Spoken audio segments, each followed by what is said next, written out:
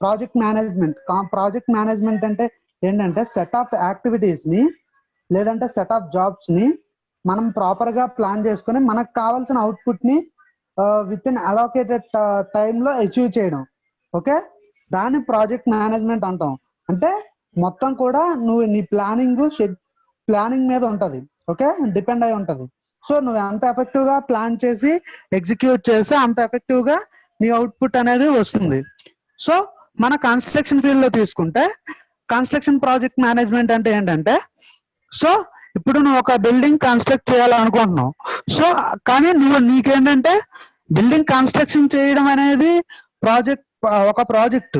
Okay, కానీ దాన్ని కట్టడం దాన్ని ప్రాపర్ వేలో నువ్వు ప్లాన్ చేసినప్పుడే ప్రాజెక్ట్ మేనేజ్మెంట్ అనేది జరుగుతుంది. ఓకే, అంటే విత్ ఇన్ స్పెసిఫైడ్ టైంలో ఆ కన్స్ట్రక్షన్ కంప్లీట్ అవ్వాలి, as well as with in optimum cost లో ఆ కన్స్ట్రక్షన్ కంప్లీట్ అవ్వాలి, యాజ్ వెల్ యాజ్ మనకి ఉన్న రిసోర్సెస్ తో మనకి ఏవైతే రిసోర్సెస్ అవైలబుల్ గా ఉన్నాయో వాటితోనే కంప్లీట్ అయ్యేలా చూసుకోవాలి. అది కన్స్ట్రక్షన్ ప్రాజెక్ట్ మేనేజ్మెంట్ అంటే. ఓకే, దీంట్లో మనం ప్రాపర్ గా యూజ్ చేసుకోవాల్సినవి ఏంటి? సో ఒకటి material resources and man power resources. Okay, so దీంట్లో మనకి మేజర్ గా మనకి ఏముంటాయంటే ప్రాజెక్ట్ మేనేజ్మెంట్ లో project planning, scheduling and controlling 3 ఉంటాయి.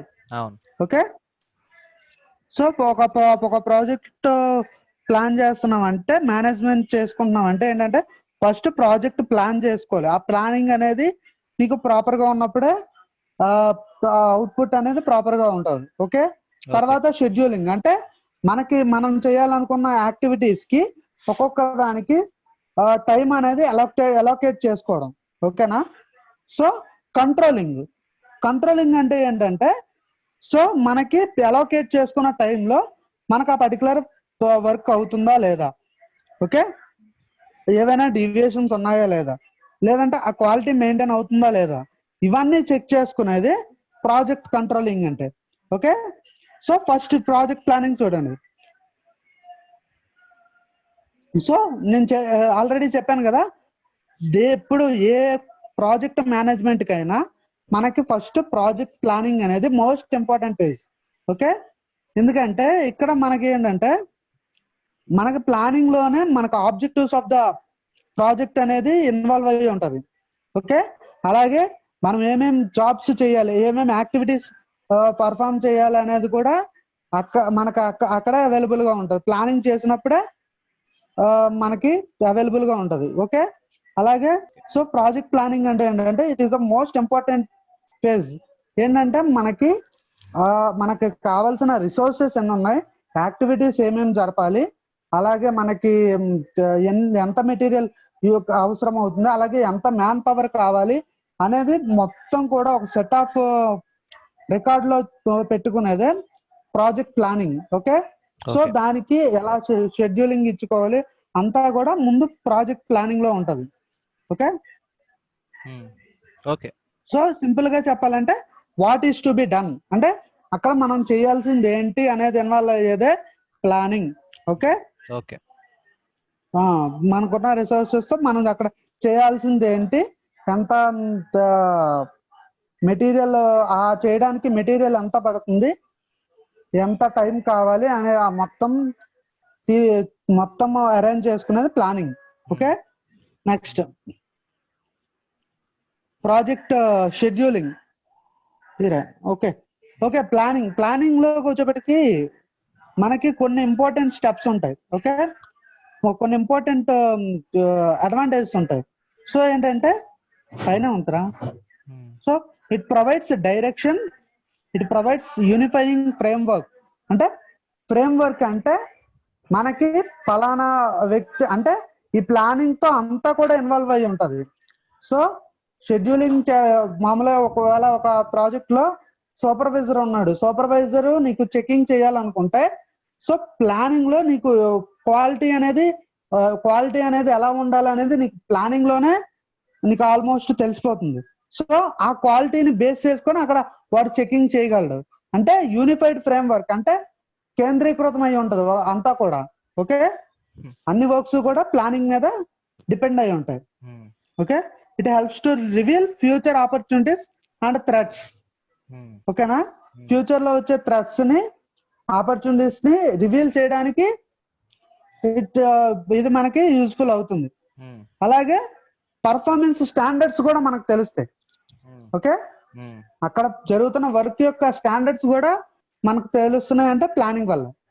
Okay, so next steps in project planning. Okay okay, so first define means objectives. What are the objectives of that project? మనం అక్కడ ఏమి సాధించాలనుకున్న ఆ ప్రాజెక్ట్ లో మన అల్టిమేట్ టార్గెట్ ఏంటి అనేది డిఫైన్ చేయడం ఫస్ట్. తర్వాత establish. Okay, establishing goals and stages.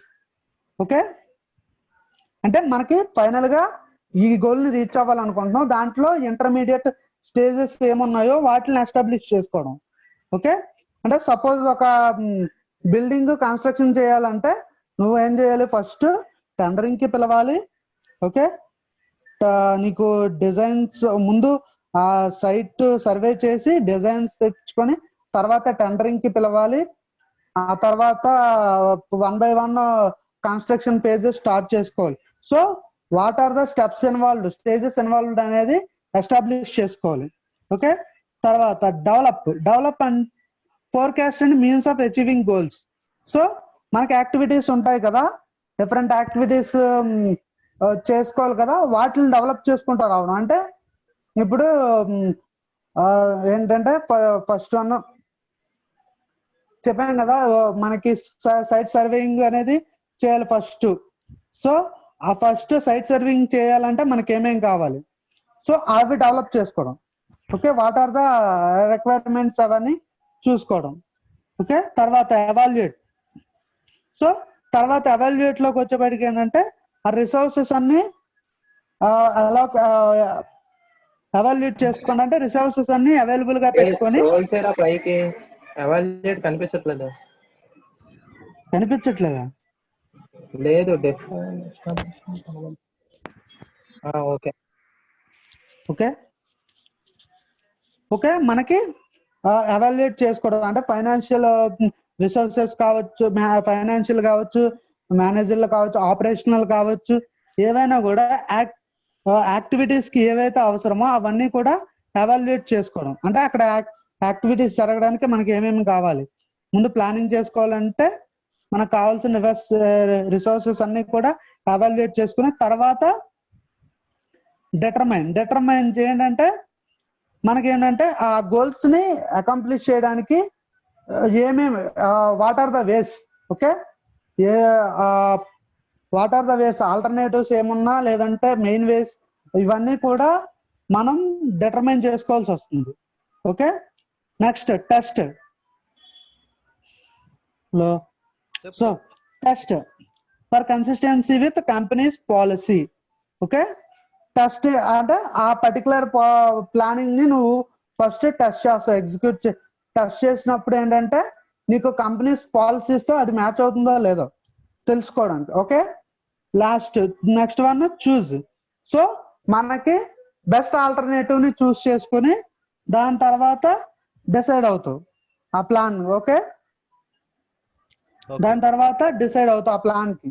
Okay, particular alternative ఉంది, సో ఆ ప్లాన్ ప్రకారం మనం ప్రాజెక్ట్ అనేది కంప్లీట్ చేసుకోవాలని డిసైడ్ అవుతాం.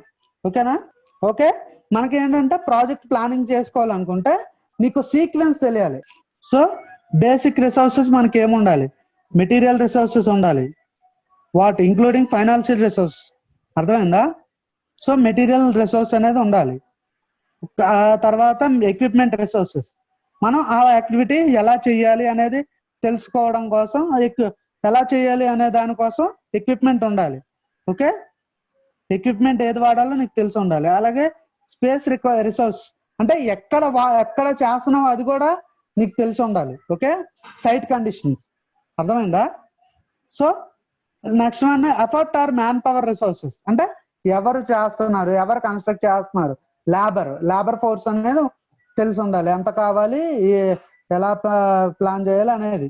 Okay, so time resource time resources అంటే ఎప్పుడు ఎంత టైం ఎంత సమయం పడుతుంది ఆ ప్రాజెక్ట్ కి అది కూడా తెలుసుకొని ఉండాలి ప్రాజెక్ట్ పర్ఫెక్ట్ ప్లానింగ్ కోసం.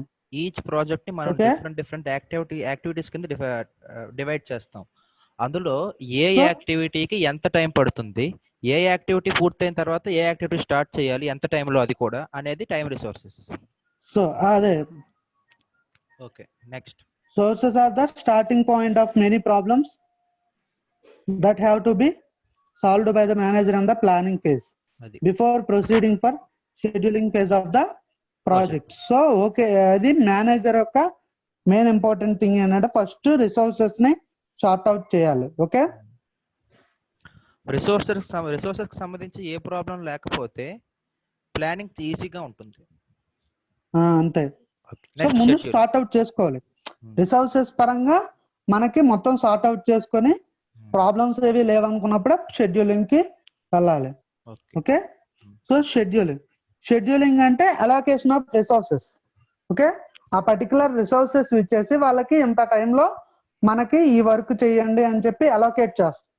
ఓకే, ఈ టైంలోపు ఈ వర్క్ అనేది కంప్లీట్ చేయండి అని అలోకేట్ చేయడమే షెడ్యూలింగ్. ఓకేనా? ఓకే. సో ఈ రిసోర్సెస్ ఏమేమి ఉండొచ్చు, టైం ఉండొచ్చు, ఎనర్జీ అంటే కావలసిన ఏంటంటే మ్యాన్ పవర్. ఓకే, సో కావలసిన రిసోర్సెస్ ఏమిటి, టైము, ఎంత టైం అని అలోకేట్ చేయడం, అలాగే ఆ ఎక్విప్మెంట్స్ అన్ని వాళ్ళకి లేబర్కి ఇవ్వడం. ఓకే, అది కంప్లీట్ చేయడానికి time, space, equipment and effort applied to material. Okay, ఇది ఇవి ఈ మెటీరియల్స్ అనేవి షెడ్యూలింగ్ లో నువ్వు ఇవ్వాల్సిన మెటీరియల్స్. ఓకే ఓకే ఓకేనా? So it is the mechanical process of formalizing the planned functions. అంటే మనం ఆల్రెడీ ప్లాన్ చేసిన ఫంక్షన్స్ ని మెకానికల్ అంటే ఫిజికల్ గా వాళ్ళకి అప్పగిస్తున్నాం. అర్థమైందా? సో ఇది కంప్లీట్ చేయండి అని చెప్పి మనం ప్లాన్ చేసిన యాక్టివిటీస్ ని వాళ్ళకి అప్పగించి ఆ పర్టికులర్ వర్క్స్ ని అసైన్ చేసి మనం దాన్ని ఎగ్జిక్యూట్ చేసేలా మనం చర్యలు తీసుకుంటాం. Okay, scheduling. And more over that వాళ్ళకి మనం dates, starting and completion dates ఇస్తాం. అది సో ఇంత టైంలో ఇంత వర్క్ కంప్లీట్ చేయాలి అని చెప్పడం. Okay, starting to ending. Okay, so steps, దీంట్లో స్టెప్స్ ఏంటంటే first calculate. Okay, calculate first detailed information calculate చేసుకోవాలి. ఓకే, అంటే ముందు మనకి నెట్వర్క్ డయాగ్రామ్స్ కానీ ఇవి కానీ యూజ్ చేసుకొని ఈ యాక్టివిటీకి ఎంత టైం అయితే మనకి క్రిటికల్ పాత్ ఎంత అని చెప్పి మాక్సిమం టైమ్స్ వేసుకొని సో ఆ టైమ్స్ క్యాలిక్యులేట్ చేసుకుని వేస్తావు. ఓకే, తర్వాత అసైనింగ్ లో ఏంటంటే ఆ ఈవెంట్స్ ని, యాక్టివిటీస్ ని ఆ టైమింగ్స్ లో కంప్లీట్ చేయమని వాళ్ళకి అలౌట్ చేస్తాం. ఓకే, గివ్ అసైన్ చేసిన తర్వాత మనకి ఉన్న రిసోర్సెస్, ఆ రిసోర్సెస్ అన్ని కూడా వాళ్ళకి ప్రొవైడ్ చేస్తావు. గివ్ అంటే ఓకే, అంటే ఆ రిసోర్సెస్ కావాల్సిన ఇన్ఫర్మేషన్ మొత్తం నువ్వు వాళ్ళకి ఇస్తావు. ఆ తర్వాత ఆ మెటీరియల్స్ ని అలోకేట్ చేస్తావు వాళ్ళకి. Okay, the manager is generally concerned with these resources whose availability is limited and which there impose a constraint on the project. The important ones are usually skilled technical and supervisory manpower and capital. Okay, so మనకి ఏదైతే limited గా ఉన్నాయో ఆ resources అన్నిటిని ముందు manager sort out చేసుకొని so సరిపడా అంటే మనకు ఆ ప్రాజెక్ట్ కంప్లీట్ అవ్వడానికి సరిపడా రిసోర్సెస్ ఇన్ఫర్మేషన్ మొత్తం వాళ్ళకి ఇచ్చి లాస్ట్ లో వాళ్ళకి ఆ రిసోర్సెస్ అలోకేట్ చేసి ఆ వర్క్ కంప్లీట్ అవ్వడానికి సో ఆ వర్క్ ని ఇన్ టైమ్ లో కంప్లీట్ చేసేలా చర్యలు తీసుకుంటాం. Okay, so next controlling. So in general గా ట్రెడిషనల్ టెక్నిక్స్ లోకి వచ్చేప్పటికి ఏంటంటే షెడ్యూలింగ్ అనేది మనకి ఎప్పుడు కూడా మిస్లీడ్ అవుతూ ఉంటది. ఎందుకంటే షెడ్యూలింగ్ వచ్చేప్పటికి మిస్లీడ్ అవుతుంది కాబట్టి కొన్నిసార్లు ఏంటంటే ప్లానింగ్ చేస్తున్నప్పుడే షెడ్యూలింగ్ చేసుకుంటారు. Okay, planning and scheduling as one step, okay step లో ప్లానింగ్ షెడ్యూలింగ్ చేసుకుంటారు ప్యారలల్ గా. Okay, next controlling. కంట్రోలింగ్ అంటే సింపుల్ గా చెకింగ్. ఏంటంటే మనకి రిసోర్సెస్ అలోకేట్ చేసిన తర్వాత మన స్టాండర్డ్స్ కి రీచ్ అయ్యేటట్టు వాళ్ళు వర్క్ చేస్తున్నారా లేదా, సో మన రిక్వైర్మెంట్ అది మీట్ అవుతుందా లేదా, సో దీన్ని చెక్ చేయడానికి ప్రాజెక్ట్ కంట్రోలింగ్ ఫేజ్ అనేది చాలా బాగా యూజ్ అవుతుంది. ఓకేనా? ఓకే. సో అలాగే మనకి షెడ్యూలింగ్ లో మనం టైం అనేది కేటాయిస్తాం. సో మనం కంట్రోలింగ్ లో ఏంటంటే దాన్ని రివ్యూ చేస్తారు. ఏంటంటే ఇచ్చిన షెడ్యూల్లో వర్క్ కంప్లీట్ అవుతుందా లేదా, ఎంత డీవియేషన్ ఉంది, ఈ డీవియేషన్ వల్ల మనకి ఎంత లేట్ అవుతుంది, ప్రాజెక్ట్ లేట్ అవ్వడం వల్ల ఎంత కాస్ట్, అడిషనల్ కాస్ట్ పడుతుంది, ఇవన్నీ కూడా కంట్రోలింగ్ లో మనకు తెలుస్తాయి. Okay. So steps in controlling process. Establish. So establish అంటే ఫస్ట్ టార్గెట్స్ ని కానీ స్టాండర్డ్స్ ని కానీ ఎస్టాబ్లిష్ చేసుకుంటాం. ఓకే. మనకు కావాల్సిన టార్గెట్ ఏంటి? ఇప్పుడు సపోజ్ అక్కడ M20 స్ట్రెంత్ తో కాంక్రీటింగ్ చేయాలి. సో ఆ స్ట్రెంత్ అంటే M20 స్ట్రెంత్ టార్గెట్ అనేది నువ్వు ముందుగానే ఫిక్స్ చేసుకున్నావు. సో అది ఎస్టాబ్లిష్మెంట్ అంటే. ఓకే. తర్వాత మెజర్. ఓకే. మెజర్ అంటే ఆ పర్టికులర్ వర్క్ జరిగిన తర్వాత ఆ క్వాలిటీ రీచ్ అవుతుందా లేదా. ఓకే. ఇప్పుడు M20 గ్రేడ్ కాంక్రీట్ వేస్తున్నారు కానీ ఆ స్ట్రెంత్ అక్కడ రీచ్ అవుతుందా లేదా, ఏమైనా డీవియేషన్స్ ఉన్నాయా లేదా అనేది మెజర్. ఓకే. మెజర్ చేసుకుంటాం, చెకింగ్ చేసుకుంటాం. సో దాని తర్వాత ఐడెంటిఫై. సో డీవియేషన్స్ ఏమైనా ఉంటే ఐడెంటిఫై చేసుకొని ఎక్కడ డీవియేట్ అవుతుంది. Okay. So suggest and select. So suggest and select అంటే అక్కడ వచ్చిన డీవియేషన్ దేని వల్ల వచ్చింది, సో ఆల్టర్నేటివ్ ప్లాన్ ఏంటి, సో సజెస్ట్ చేసి ఆ పర్టికులర్ ప్లాన్స్ లో బెస్ట్ వన్ ని సెలెక్ట్ చేసుకుంటాం. ఇది steps in control process. Okay. Role of decision making. So decision making అనేది ఏ ప్రాజెక్ట్ కంప్లీట్ అవ్వాలన్నా నీకు one of the important step. Okay. Decision making అనేది. ఓకే. దీంట్లోనే నీ మేనేజ్మెంట్ స్కిల్స్ అనేవి బయటపడతాయి. ఓకే. ఓకే. సో ఏ డెసిషన్ అంటే మనకి డిఫరెంట్ ప్లాన్స్ ఉంటాయి. ఓకే. సో డిఫరెంట్ ప్లాన్స్ ఉంటాయి. ఆ ప్లాన్స్ లో నీకు సూట్ అయ్యే ప్లాన్ ఏంటి, ఆ ప్లాన్ కి సరిపడా డెసిషన్ తీసుకోవడం కూడా ఇంపార్టెంట్. ఓకే. ఏ ప్లాన్ నీకు అక్కడ గోల్స్ ని అచీవ్ చేయడానికి బెస్ట్ ప్లాన్. ఓకే. ప్లాన్ అంటే ఏ ప్లాన్ లో అయినా నీకు గోల్స్ అచీవ్ అవుతాయి, కానీ what is the best plan. Okay. Okay. అలాగే ఈ కొన్నిసార్లు ఏంటంటే అన్ని ఒకేసారి ఉండవు మనకి. కొన్నిసార్లు కాస్ట్ ఎక్కువ పడవచ్చు, కొన్నిసార్లు రిసోర్సెస్ ఎక్కువ కావచ్చు తీసుకున్న ప్లాన్ లో. ఓకే. కొన్నిసార్లు మ్యాన్ పవర్ ఎక్కువ పడవచ్చు. ఓకే. సో ఆ డెసిషన్ తీసుకునే ఇది ఉండాలి. ఓకే. డెసిషన్ తీసుకోగలగాలి. ఏ ప్లాన్ అంటే దేనికి ఆప్ట్ చేద్దామా అనేది డెసిషన్ తీసుకోగలగాలి. ఓకే. ఓకే. ఆ డెసిషన్ తీసుకోలేకపోతే అంటే ఏంటంటే మనకి ప్రతి ప్లాన్ లోనూ ప్లస్ ఉంటుంది, మైనస్ ఉంటుంది, అడ్వాంటేజెస్ ఉంటాయి, డిసడ్వాంటేజెస్ ఉంటాయి.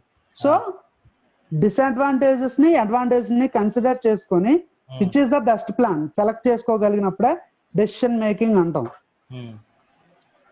ఓకేనా? ఓకే. సో దీంట్లో మెయిన్ గా మనకి ఏంటంటే, సో ఒకవేళ పోర్ డెసిషన్ తీసుకుంటే అది మనకి సెట్ అవ్వదు. ఓకే. సో ఆ డెసిషన్ మేకింగ్ స్కిల్స్ ఉండాలి. ఓకే.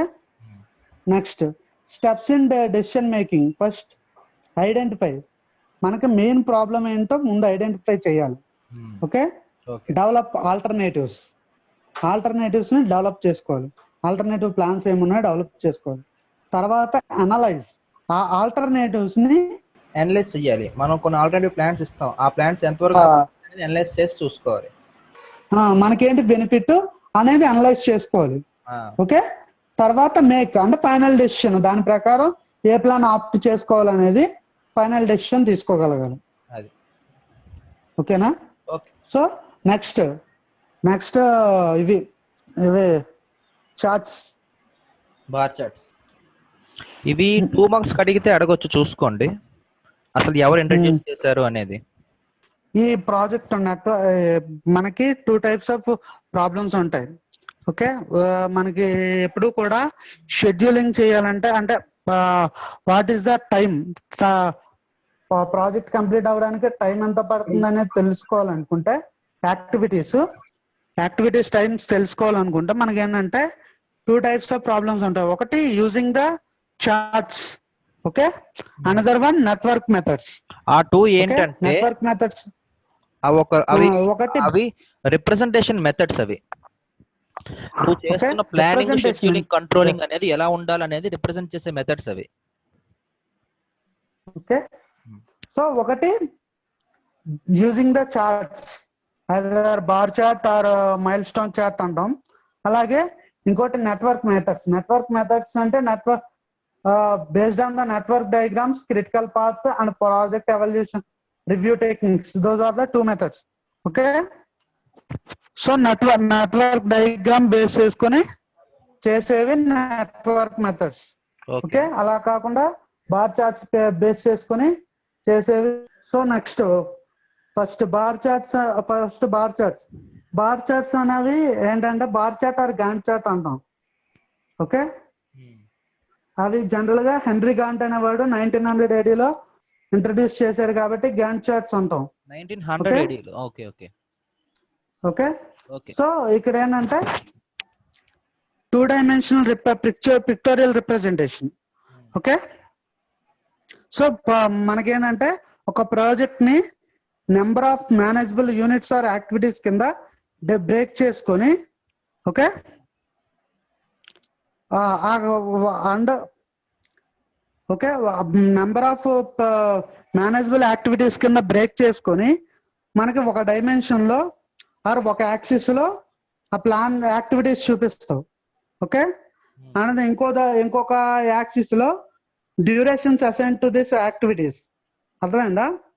అంటే ఒక యాక్సిస్ లో మనకి ఏమేమి యాక్టివిటీస్ అవుతున్నాయి అవి, అలాగే ఇంకో యాక్సిస్ లో టైం. ఓకే, టైం ఎంత టైం అలాట్ చేసామో అది. Okay, bar charts were later modified to the milestone charts. Okay, so some disadvantages ఉండడం వల్ల బార్ చార్ట్స్ నుంచి మైల్ స్టోన్ చార్ట్స్ అనేవి తీసుకొచ్చారు. గ్యాంట్ చార్ట్స్, సో ఇక్కడ ఆల్రెడీ చెప్పినట్టుగా, so left side Y axis లో యాక్టివిటీస్ అండ్ ఎక్స్ యాక్సిస్ లో time అనేది ఇండికేట్ చేస్తూ ఉంది. సో ఈ మనకి ఈ బార్ చార్ట్స్ బార్స్ కింద చూపించాం కదా, అవి యాక్టివిటీస్.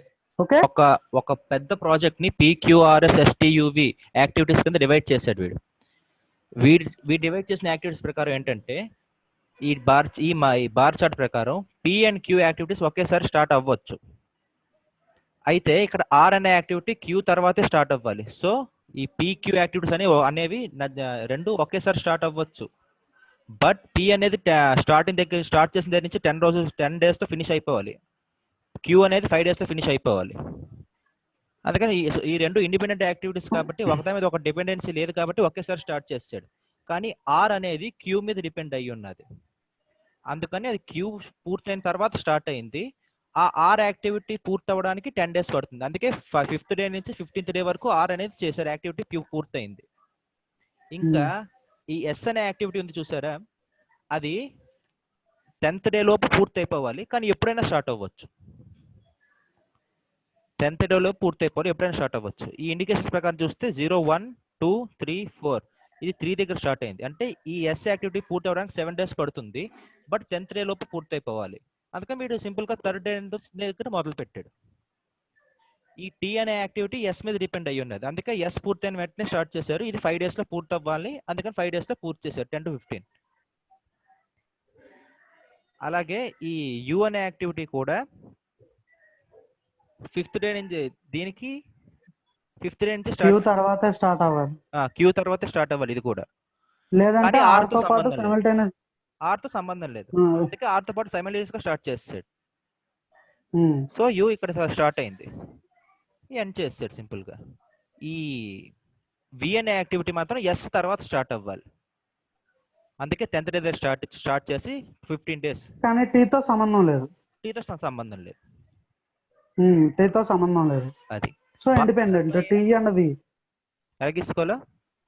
ఇక్కడ మెయిన్ డిసడ్వాంటేజ్ ఏంటంటే ఏది ఎక్కడి నుంచి స్టార్ట్ చేయాలి, ఎన్ని డేస్ తో స్టార్ట్ చేయాలి అనేది క్లియర్ గా లేదు. క్లియర్ గా ఉండదు బార్ చార్ట్స్ లో. ఎందుకంటే కొన్నిసార్లు ఇండిపెండెంట్ ఈవెంట్స్ ఎప్పటి నుంచైనా స్టార్ట్ చేయొచ్చు. సో నువ్వు ఫస్ట్ డే నుంచే స్టార్ట్ చేసుకోవచ్చు.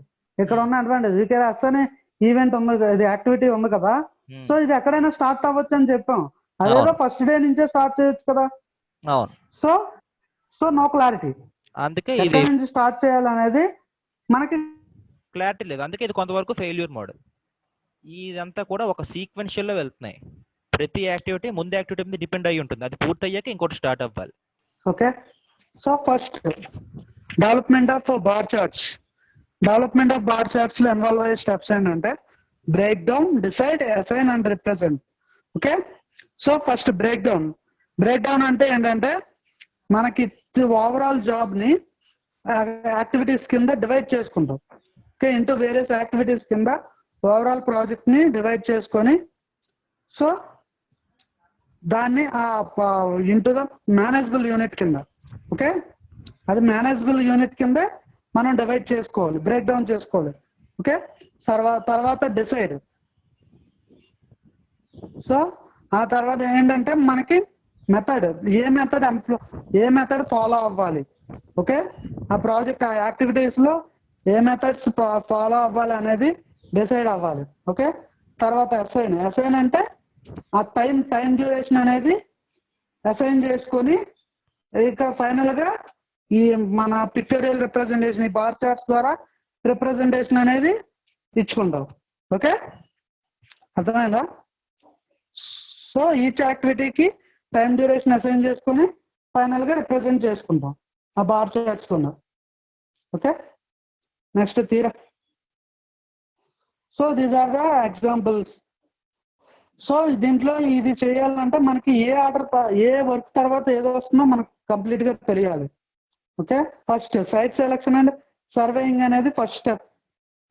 సో అదైతే కానీ నువ్వు డిజైన్ చేయవు. ఓకే, డిజైన్ చేసిన తర్వాత ప్రిపరేషన్ ఆఫ్ డ్రాయింగ్స్, తర్వాత preparation of specifications and tender documents, next tendering, and then selection of contractor, then award of work order. Okay, first ఏంటంటే site selection and surveying. So site selection, surveying కి, design కి రెండింటికి కూడా రెండు కూడా independent events. Okay, ఎందుకంటే site select చేసుకునే gap లోనే నీకు కావాల్సిన చిన్న చిన్న డిజైన్లు ఎవరిని స్టార్ట్ చేసుకోవచ్చు. ఆర్కిటెక్చరల్ డిజైన్స్ అవి ఉంటాయి కదా. ఓకే, ఒక బిల్డింగ్ లో ఆ ఆర్కిటెక్చరల్ డిజైన్స్ ముందుగానే నువ్వు రెడీ చేసుకుని పెట్టుకోవచ్చు. సో సైట్ సెలెక్షన్, సర్వేయింగ్ అయ్యే ప్రాసెస్ లో మిగతా డిజైన్స్ కూడా మనం ప్యారలల్ గా తెచ్చుకోవచ్చు. ఓకే, సో అందుకే రెండు కూడా ఎట్ ఏ టైం స్టార్ట్ అయింది. ఓకేనా? అలాగే మనం డిజైన్ కంప్లీట్ అవ్వకుండానే డ్రాయింగ్స్ గీయొచ్చు, కానీ సైట్ సెలెక్షన్ అనేది important. Okay, site selection complete అయిన తర్వాత డిజైన్స్ తో సంబంధం ఉండదు. సైట్ సెలెక్షన్ కంప్లీట్ అయిపోయిన తర్వాత బేసిక్ ప్లాన్ వేసుకుంటారు. సో సైట్ది ఆ ప్లాన్ ప్రకారం డ్రాయింగ్స్ గీసుకొని సో ఫర్దర్ గా స్పెసిఫికేషన్స్ కూడా మనకి డ్రాయింగ్స్ కంప్లీట్ అవ్వకుండానే స్పెసిఫికేషన్స్ అండ్ టెండర్ డాక్యుమెంట్స్ అనేవి ప్రాసెస్ చేసుకుంటూ ఉండొచ్చు. ఓకే, సో కానీ టెండర్ డాక్యుమెంటింగ్ అయిన తర్వాతే మనం టెండరింగ్ కి పిలుస్తాం. ఓకే, టెండర్ డాక్యుమెంట్ కంప్లీట్ అయిన తర్వాతే టెండరింగ్ కి పిలవాలి. టెండరింగ్ అయిన తర్వాతే కాంట్రాక్టర్ని సెలెక్ట్ చేసుకోవాలి. ఓకే, ఆ సెలక్షన్ అయిన తర్వాతే అవార్డు అనేది, వర్క్ అనేది వాళ్ళకి అప్పగించాలి. ఓకే, ఇది యాక్చువల్గా. సో ఒక కన్స్ట్రక్షన్ ఫేజ్ లో ఇస్తే ఇలా కంటిన్యూ అవ్వచ్చు. ఓకే, సో ఏంటంటే సైట్ సెలక్షన్, డిజైన్స్ ప్యారలల్ గా అవ్వచ్చు. ఎందుకంటే కొన్ని ఆర్కిటెక్చరల్ డిజైన్స్ కి సైట్ సెలక్షన్స్, సర్వేయింగ్ తో పని ఉండదు కాబట్టి. ఓకే, అలాగే కొన్ని డ్రాయింగ్స్ కి డిజైన్స్ తో సంబంధం ఉండదు. అంటే అప్పటి వరకు అయిన డిజైన్స్ కి డ్రాయింగ్స్ గీసేవచ్చు కాబట్టి at the middle site selection అయిపోయిన తర్వాత అట్ ద మిడిల్ నుంచే మనం డ్రాయింగ్స్ స్టార్ట్ చేసుకోవచ్చు. సో ఓకేనా, డ్రాయింగ్స్ అయ్యే ప్రాసెస్లోనే టెండర్ డాక్యుమెంట్ కొన్ని ప్రిపేర్ చేసుకోవచ్చు. టెండర్ డాక్యుమెంట్స్ అయిన తర్వాత మాత్రమే టెండరింగ్కి పిలవాలి. ఆ తర్వాత కాంట్రాక్ట్ సెలెక్ట్ చేసుకొని టెండర్ అనేది అలొకేట్ చేసుకోవాలి. Okay, so next so disadvantages. Okay, lack of degree of details. Okay, ఇక్కడ ఏంటంటే ఫస్ట్ షార్ట్ కమింగ్ అంటే disadvantage of bar charts. So ఇక్కడ ఏంటంటే ఫస్ట్ డిగ్రీ ఆఫ్ డీటెయిల్స్ అనేవి ప్రాపర్గా ఉండవు. ఓకే, సో క్లమ్జీగా ఉంటుంది. మనకి ఎక్కువ యాక్టివిటీస్ ఉన్నాయనుకో, సో ఏ ఆర్డర్ ఏ వర్క్ తర్వాత ఏది అవ్వాలి అనేది ఒక పిక్టోరియల్ రిప్రజెంటేషన్ ఇచ్చినప్పటికీ కూడా కొంచెం క్లమ్సీగా ఉండి అర్థం కాదు. Okay, due to this bar charts are not very useful for big projects. So పెద్ద ప్రాజెక్ట్స్ లో ఇది యూజ్ చేయడానికి అవ్వదు. ఓకే, సో అలాగే మనకు కొన్ని సబ్ యాక్టివిటీస్ ఉంటాయి. ఓకే, పెద్ద ప్రాజెక్ట్స్ లో ఏంటంటే కొన్ని పెద్ద ప్రాజెక్ట్స్ లో కానీ చిన్న ప్రాజెక్ట్స్ లో కానీ కొన్ని సబ్ యాక్టివిటీస్ కూడా ఉంటాయి. సో ఆ సబ్ యాక్టివిటీస్ గురించి ఇది ఏమాత్రం చెప్పట్లేదు. Okay, due to this effective control over the activities cannot be achieved. Effective control అనేది అచీవ్ చేయలేకపోతున్నాం. అంటే ఆ చెకింగ్ అనేది ఎఫెక్టివ్ చెకింగ్ అనేది మనం అచీవ్ చేయలేకపోతున్నాం ఈ బార్ చార్ట్స్ యూజ్ చేసి. ఓకే, నెక్స్ట్ కిందకి వెళ్దాం. ఎగ్జాంపుల్ ఒకటి ఇచ్చాడు, మనకి ఏం చూపించట్లేదు అని. So dispose of existing machine అనేది ఒక ప్రాజెక్ట్ అనుకో. So okay, dumping machine in store first. Next notice inviting bidding, finalisation of highest bid, final disposal of machine. Okay, ఒక మామూలుగా అంటే ఏంటంటే ఒక ఎగ్జిస్టింగ్ మిషన్ ని నువ్వు అక్కడి నుంచి తీసేయాలనుకుంటున్నావు. ఓకే, డిస్పోజ్ చేయాలనుకుంటున్నావు. సో నీకేంటంటే ఫస్ట్ అక్కడ పనిచేయని మిషన్ ఏదో చూడాలి. సో నోటీస్ ఇన్వైటింగ్ బిడ్డింగ్ కి మనం ముందు నోటీస్ ఇవ్వాలి. తర్వాత హైయెస్ట్ బిడ్ వేసిన వాళ్ళకి ఫైనల్ గా ఆ కాంట్రాక్ట్ అనేది అలౌ చేయాలి. సో ఇక్కడ ఏంటంటే సో ఈ మెయిన్ యాక్టివిటీస్ జరగాలంటే మనకు కొన్ని సబ్ యాక్టివిటీస్ ఉన్నాయి. ఆ సబ్ యాక్టివిటీస్ ని ఇది పిక్టోరియల్ రిప్రజెంటేషన్ లో చూపించండి. చూడు, for effective completion of the main activity the sub activity should be scheduled properly. Okay, removing of existing machine, dispose of existing machine, await delivery of new mission, get new power installation. Okay, ఇవన్నీ కూడా sub activities. Okay, ఈ sub activities ని ఇది represent చేయట్లేదు. So ఇది అందుకే పెద్ద projects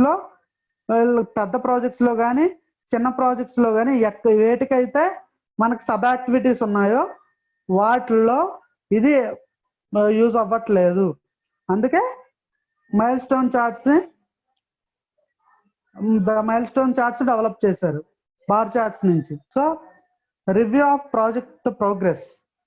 okay,